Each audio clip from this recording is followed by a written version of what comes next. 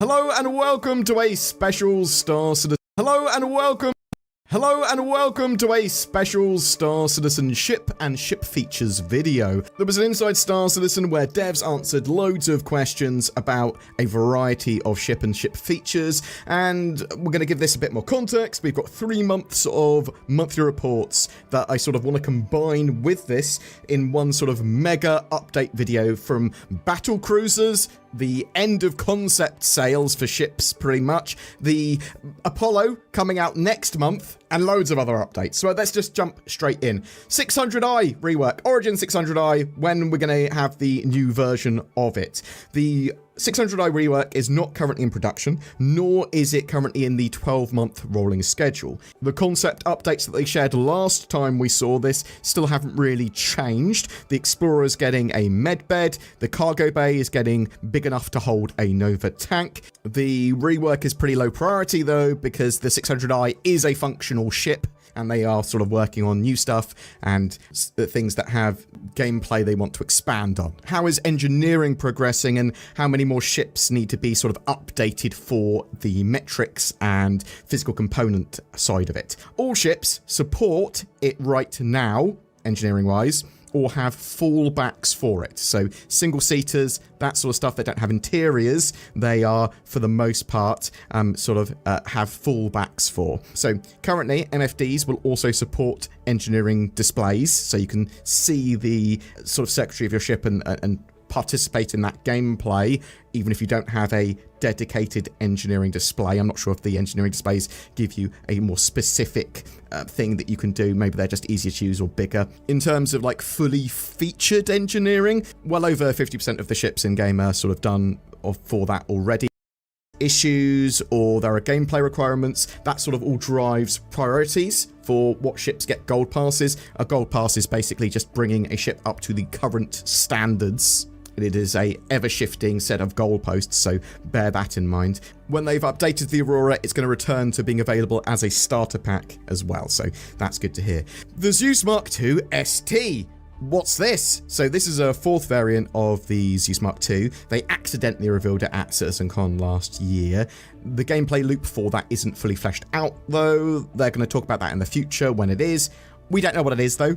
Like, it could be a scout, it could be a beam weapon ship, it could be a different kind of combat ship, it might not be a combat ship, but it probably is. I mean, it's probably a torpedo ship or something, I don't know. ST Striker, maybe? Tell me what you think in the comments below.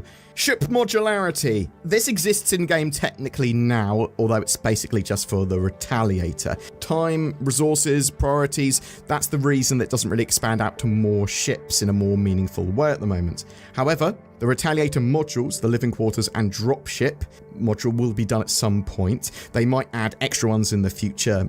You could see like a medical one, a bomber one, although they might just allow you to swap the torpedo mounts for bomb mounts, so that might be a thing. Something that is getting modularity and a release next month, so this is a planned September release, probably with 4.3.1, is the Apollo. I believe this is both the Medivac and the Triage. The Apollo has 2 module slots, one on each side, where you can fit basically medical facilities. You can have in each of the slots either 1 tier 1, 2 tier 2, or 3 tier 3. I believe that is still the configuration. The Apollo will include all of those modules, 2 of each. So 6 modules with its sale for new and existing buyers. So if you already own an Apollo in concept, or if you buy an Apollo in the future, you'll get 6 modules that you can fit as you want. CIG are working on getting medical beacons working again, hopefully for the next patch. Also, there's going to be new medical gameplay info coming out with the ship. I'm assuming that's going to be talking about respawning, medical stuff, Death of a Spaceman, that type of stuff will be talked about. I expect we'll be getting some little medical updates. Medbeds are getting some updates too. Now let's talk about the drone in the room. Drones are being developed as part of base building. Drones will not be ready for the Apollo's launch. Originally, the ship was supposed to have little medical bed drones which would fly out and grab people, put a shield around them, and then bring them in, that sort of stuff. Medical gameplay has changed for the ship, and updates are being worked on now. I say for the ship, medical gameplay has changed in general. The ship still has space for drones, and it sounds like they're trying to work out whether or not they're necessary to the core gameplay of the ship anymore. Drones might be added to it in the future still. I think one of the things they wanted to do was like, well, it might not be getting its drones, certainly not getting them at launch, but have the 6 modules for the ship so that you can configure them as you want. Going briefly back to modular bits and bobs. The command module's being worked on. This is for ships like the Caterpillar and the Ironclads. Its cockpit basically can detach and then reattach, and that will transfer control from the cockpit, which is effectively its own little ship, to the thing it's attached to. It's the same sort of tech they're also going to be using for the Endeavour, I assume, so that it can detach from the rear section. The technical feature team's working on it now, though it needs more work than what is showing on the progress tracker at the moment. Bespoke weapons. Last couple of ships, the Meteor and the Wolf, have had bespoke weapons. This is kind of a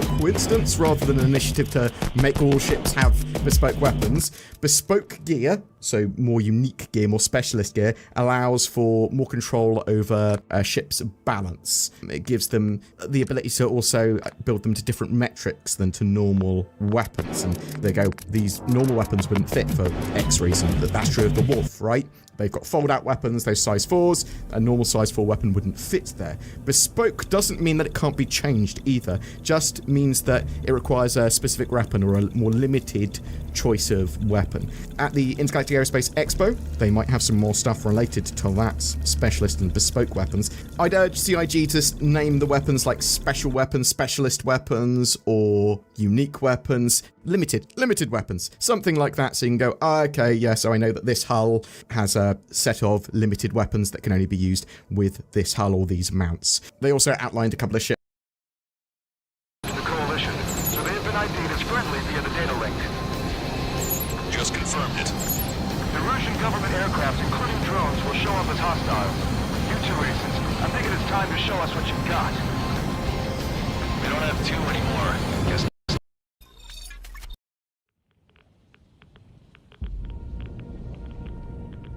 I'm looking for someone. Common story around here. Someone you care about or Someone you hate.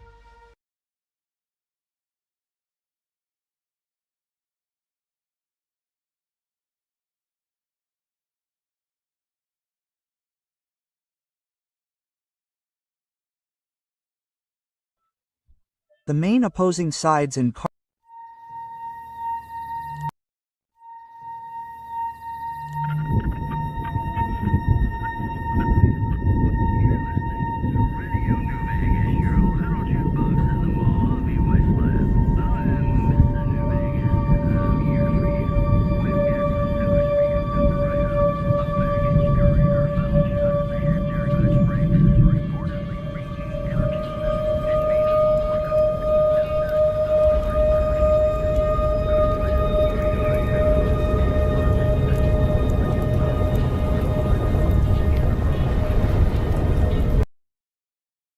If you have ever wanted to experience the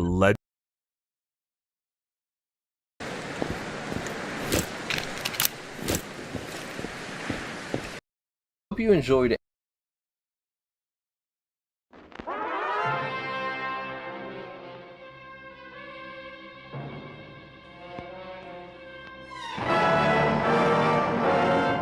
Following total atomic annihilation, the rebuilding of this great shelters nation of ours called may vaults, fall. intended to safeguard a select portion of the American population. By the time nuclear war broke out, Vault-Tec had become the most powerful and valuable corporation in the United States, with its valuation estimated in the trillions. The company existed at least before the year 2031, when it took over Morgantown's local college and rebranded